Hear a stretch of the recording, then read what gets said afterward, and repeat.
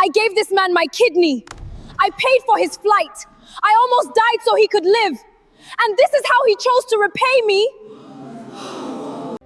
I never loved you. You are too humble, too quiet. I want a woman with status. Send me the bill, I will pay you back.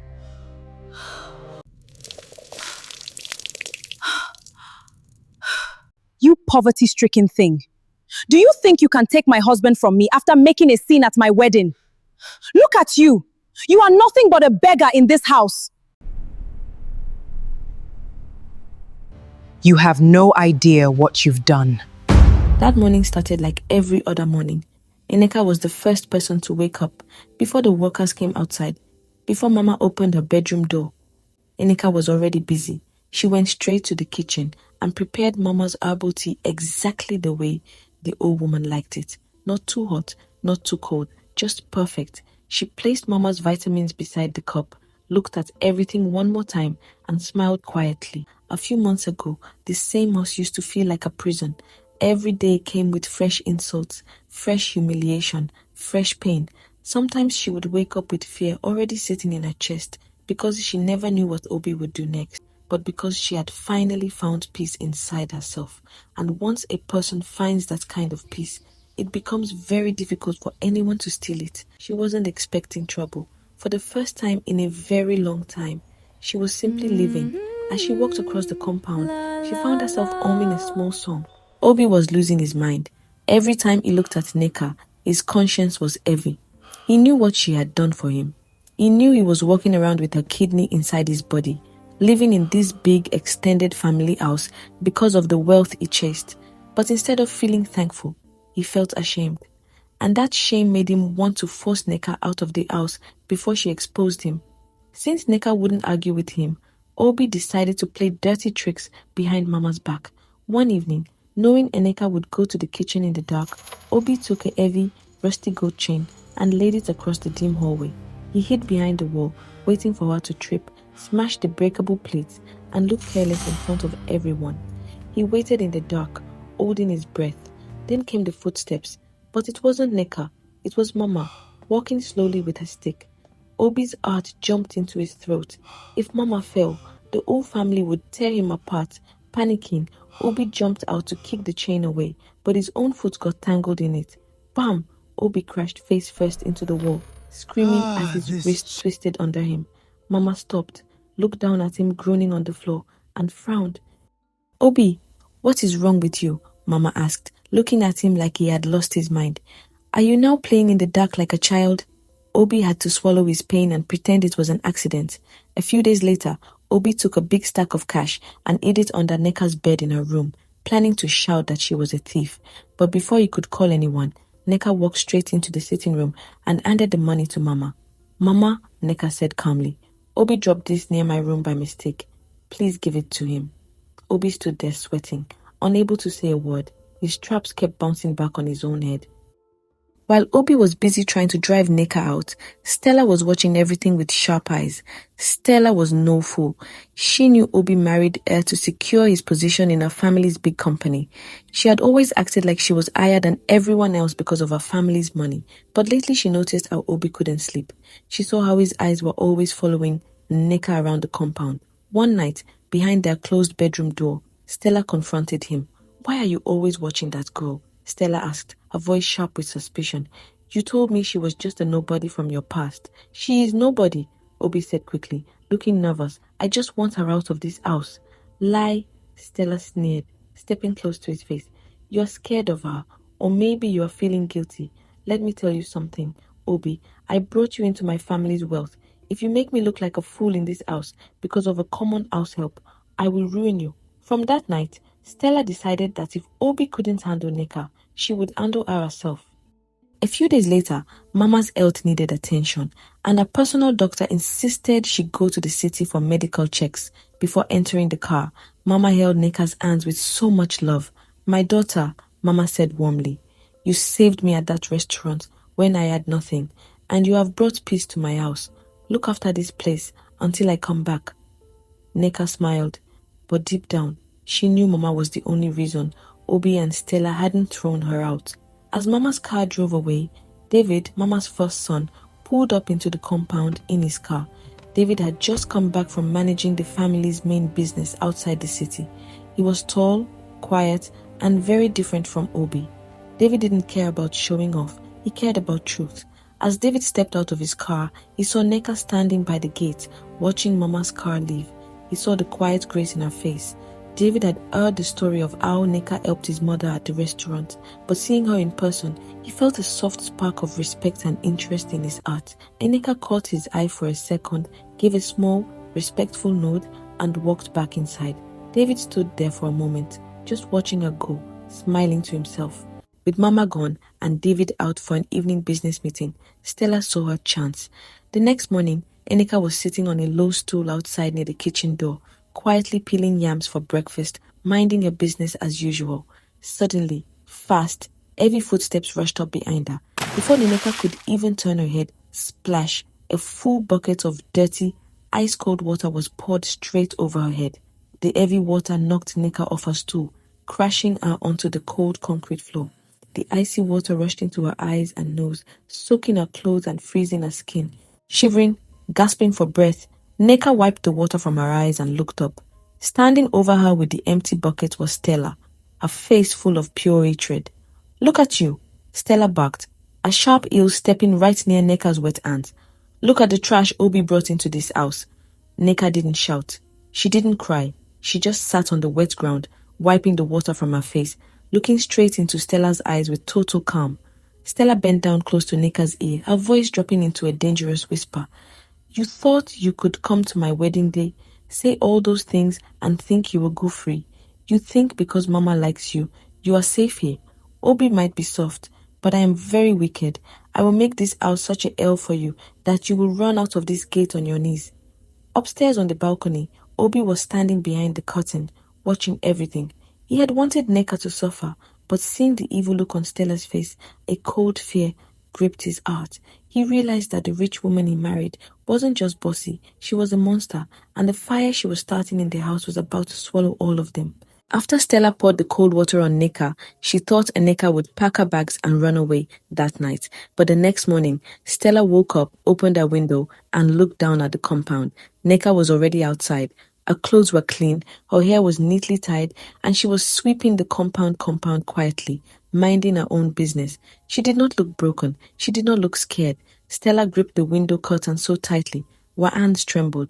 "This girl is not human," Stella muttered to herself, her voice shaking with rage. "How can someone be like this?" Upstairs, Obie was watching too. He saw how Stella's face was turning dark with anger. For the first time, Obie started feeling afraid of his own wife. He knew Stella had a bad temper, and now that Nneka refused to run, Stella was going to drag the whole house into war. Later that afternoon, the sun was hot over the estate. Nneka went to the side garden to water Mama's flower beds. Mama loved those flowers, and Nneka wanted to make sure they didn't wither while Mama was away in the city. She picked up the long green water hose, turned on the tap, and started spraying the cool water over the leaves. The sound of the water was peaceful. For a few minutes, Nneka forgot about Stella and Obie's troubles. Suddenly, a voice called out nearby, "Mind where you're pointing that water, or I'll be taking an unexpected shower." Nneka jumped in surprise. She quickly turned around, but as she moved, the hose jerked in her hands. Splash! A cool shower of water sprayed straight across the chest of David, who was walking through the garden path in his clean, crisp white shirt. Nneka's eyes went wide, her heart beating fast.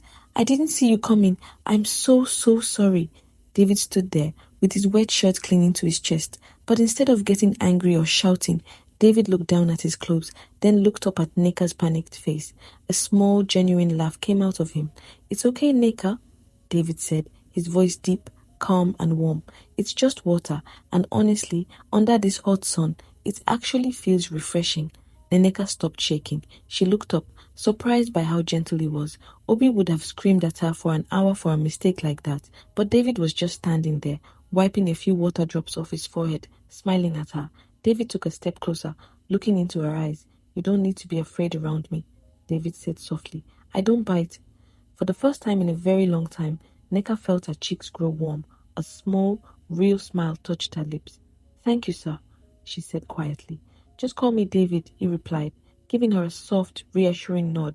Before turning to head toward the main house to change his shirt, Nneka stood in the garden, watching him walk away. Her heart felt lighter than it had in months.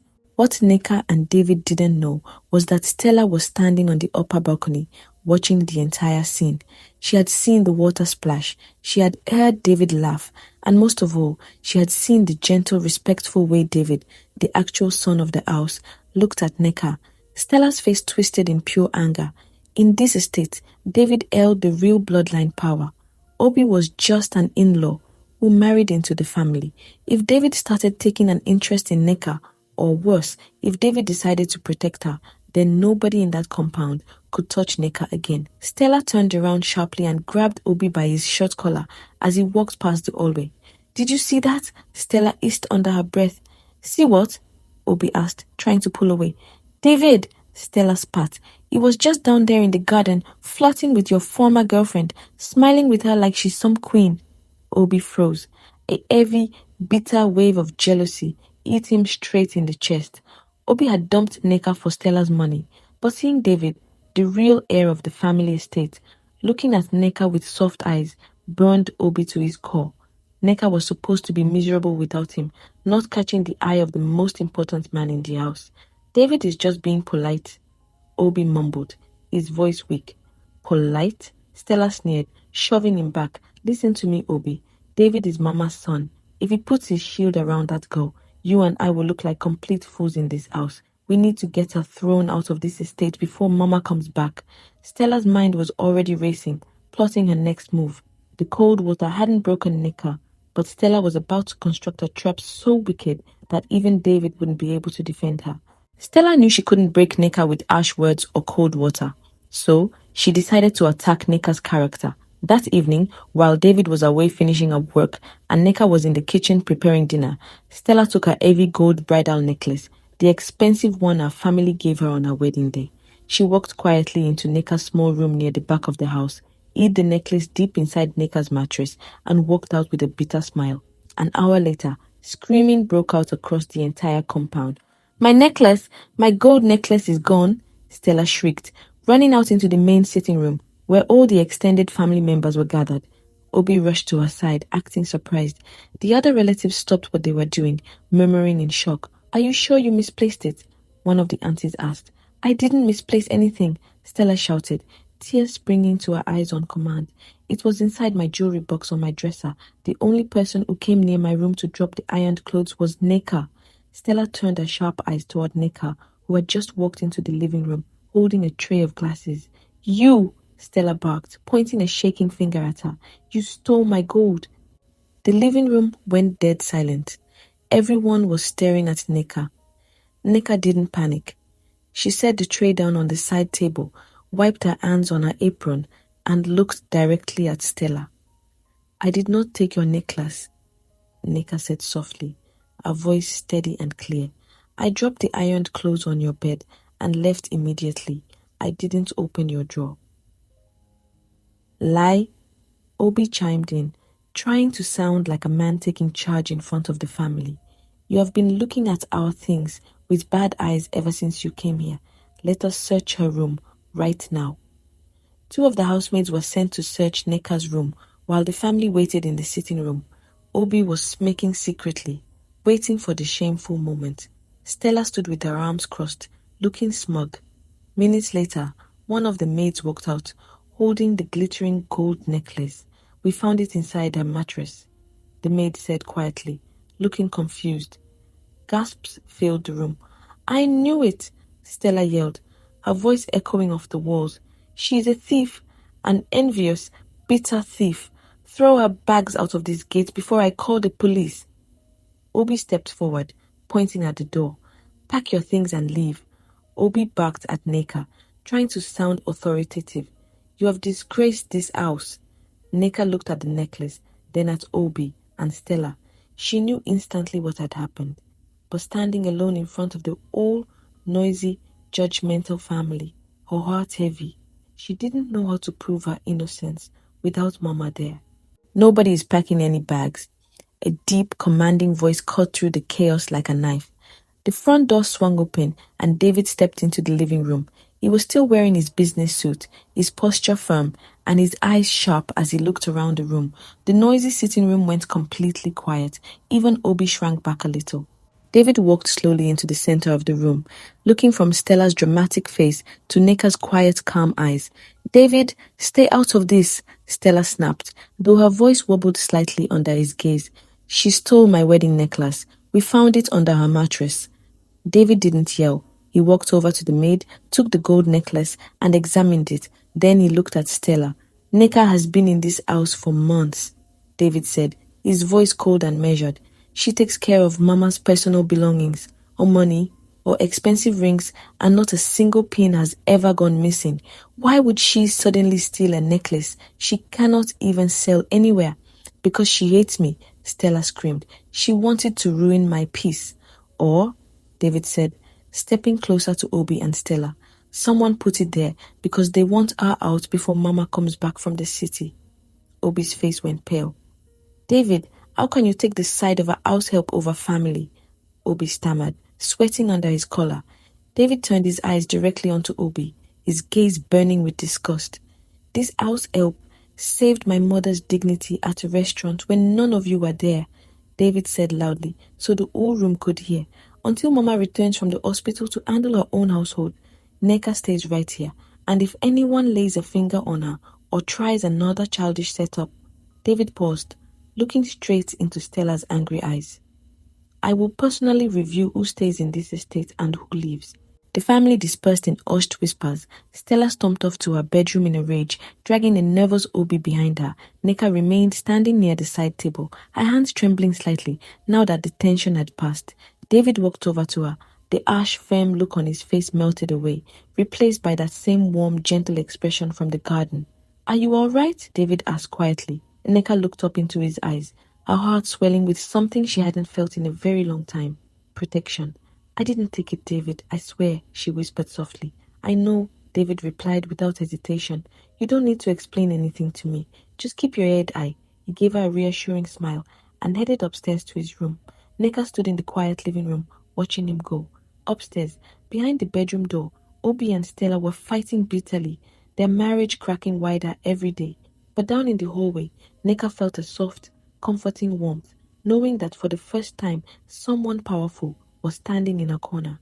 Stella was losing her mind. After David protected Nneka during the necklace frame-up, Stella felt stripped of her pride in front of the whole family estate. She knew she had to act fast before David and Nneka grew even closer. 2 days later, Stella came up with a far more dangerous plan. While the estate kitchen was quiet, Nneka was outside taking washed clothes off the line. Stella walked into the kitchen, picked up a massive metal pot of boiling pepper soup that Nneka had been simmering for the family's dinner, and deliberately moved it right to the very edge of the high counter. She placed a loose kitchen towel underneath the pot handle, stretching the towel down so it dangled near the narrow kitchen doorway. Her plan was cruel. When Nneka walked back through the narrow doorway, holding a heavy basket of laundry, her body would catch the dangling towel, pulling the entire pot of boiling soup off the counter and straight onto Nneka's legs. It would look like an accident, burn Nneka badly, and force her to leave the house for medical care. Stella stood in the dark corner behind the pantry door, holding her breath, waiting for Nneka's footsteps. Outside the kitchen door, footsteps approached. Nneka walked into the kitchen carrying a tall basket filled with ironed bedsheets, blocking her view of her feet. She stepped straight toward the narrow stove path, heading right for the dangling towel. From her hiding spot behind the pantry, Stella's eyes gleamed with wicked excitement. Just as Nneka took the step that would trigger the heavy pot, bang! The big wooden front doors of the main compound slammed open with a loud, echoing thud. "Where is everyone in this house?" A loud, familiar voice barked from the main sitting room. Nneka froze mid-step, stopping just inches away from the dangling towel. It was Mama. She had returned from the city 2 weeks earlier than expected, because her medical test had finished early. Nneka quickly set her laundry basket down on the table, completely unaware of the pot trap, and hurried out into the sitting room to welcome Mama. "Mama, you are back!" Nneka cried happily, rushing forward to help Mama with her small traveling bag. "Ah, my daughter!" Mama smiled warmly, taking Nneka's hands. "The city doctor said I'm strong as an iron rod, so I decided to come back to my own bed." Hearing Mama's voice, Obie came running down the stairs, looking pale and nervous. David stepped out from his study, smiling genuinely as he walked over to welcome his mother. "Welcome home, Mama," David said, kissing her cheek. "We didn't expect you today." "I can see that," Mama said, her sharp eyes scanning the room. "Where is Stella?" Before anyone could answer, a loud clatter came from the kitchen. Stella had tried to quickly undo a trap before anyone came into the kitchen, but in her hurry and panic, her hand slipped against the hot handle. The big metal pot tipped sideways, crashing off the counter and spilling hot pepper soup all over the tiled floor and onto Stella's own expensive designer shoes. "Yay! My leg, oh!" Stella screamed in pain, stumbling out of the kitchen with pepper soup splashing around her ankles. Everyone rushed toward the kitchen entrance. Mama stepped forward, resting both hands on her walking stick, looking down at the spilled pot, the dangling towel, and Stella writhing on the floor in her ruined shoes. David stepped into the kitchen, picked up the dangled towel, and immediately understood what had been set up. His face went cold. "What were you doing near that stove, Stella?" David asked, his voice sharp as a blade. "Nneka cooks the soup on the back burner." "Why was the pot pulled all the way to the door edge with the towel tied to the handle?" Stella stammered, her face turning red with shame and pain. I was just going to taste the soup." Stella lied desperately, looking at Obie for help. "Nneka left it dangerously. She wanted to burn me." "Lie," David snapped, turning to Mama. "Mama, 2 days ago, Stella hid her own gold necklace inside Nneka's mattress to frame her as a thief while you were away. And today, she set a hot trap right where Nneka works with the laundry." The sitting room went dead silent. Obie bowed his head in utter shame, unable to defend his wife. Mama stood tall, her eyes burning with a dark, commanding fury as she looked at Stella groaning on the floor. "So," Mama said, her voice quiet but heavy enough to shake the room, "I leave my house for a few days, and you turn my home into a pit of snakes." Mama took 2 steps closer to Stella, pointing her walking stick directly at her face. "Nneka gave her own blood and kidney to save the man you married. She saved my dignity when I had no money in a public restaurant. And you think because you come from a rich family, you can treat her like dirt in my father's compound?"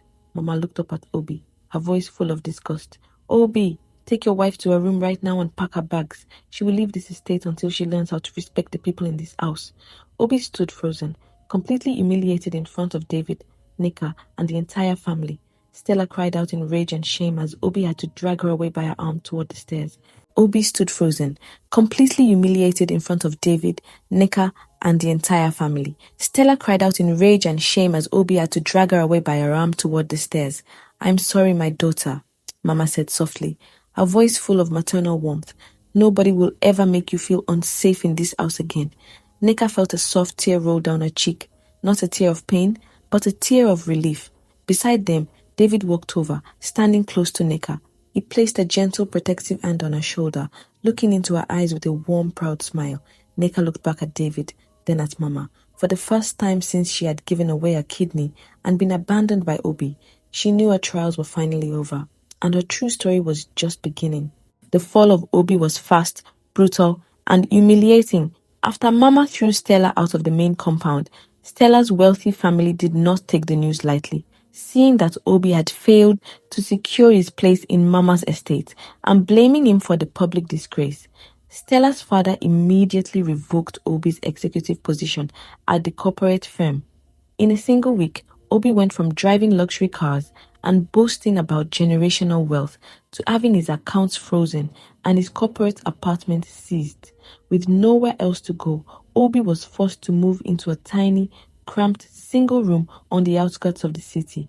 Every morning, he woke up with severe back and flank pain, a constant throbbing reminder of the kidney he no longer had, the kidney he had taken from Nneka, the woman who had sacrificed her very body to save his life. Without money to afford high-end private doctors, Obie spent long, painful hours sitting on broken plastic chairs in overcrowded public clinic waiting rooms, clutching his side, sweating, and weeping in silence. One evening, desperate and broken, Obie walked back to the gates of Mama's estate. He stood outside in the rain, peering through the iron bars, hoping to catch a glimpse of Nneka to beg for her forgiveness. Through the window of the grand sitting room, he saw Nneka. She was dressed in a beautiful, elegant lace gown, sitting beside David and Mama. They were laughing warmly, sharing dinner as a family. Nneka looked up and happened to glance toward the gate. Her eyes met Obie's, through the heavy rain. There was no hatred in her eyes. There was no anger.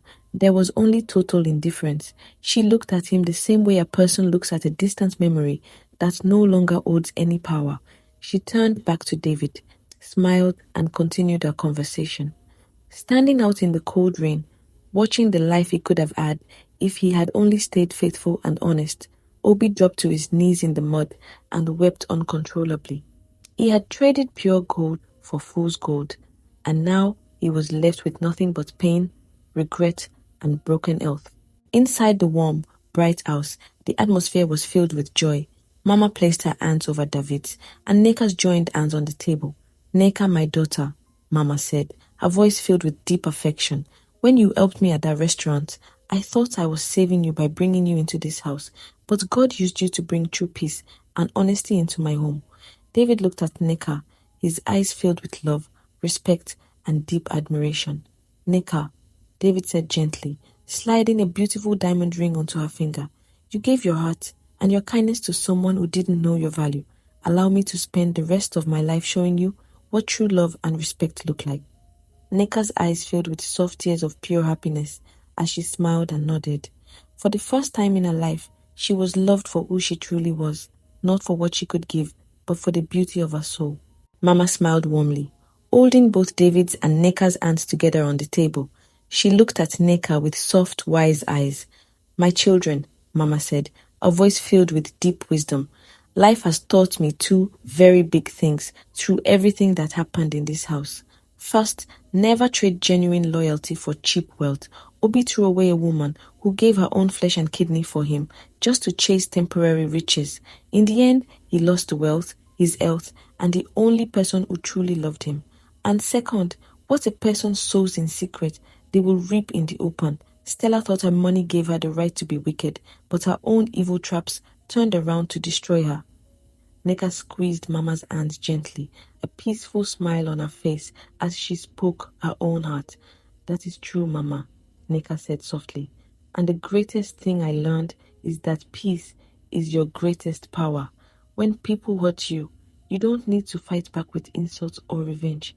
When you find peace inside yourself and know your own value, no wicked person can ever steal your joy again." Nneka turned slightly toward the camera, speaking directly to the audience with a warm, comforting smile. "So, to everyone watching my story, when someone betrays the very person who saved their life, do you believe they can ever truly find peace? And what lesson did you learn from my journey? Please drop your thoughts in the comment section below. Don't forget to like, share, and subscribe for the next story. God bless you.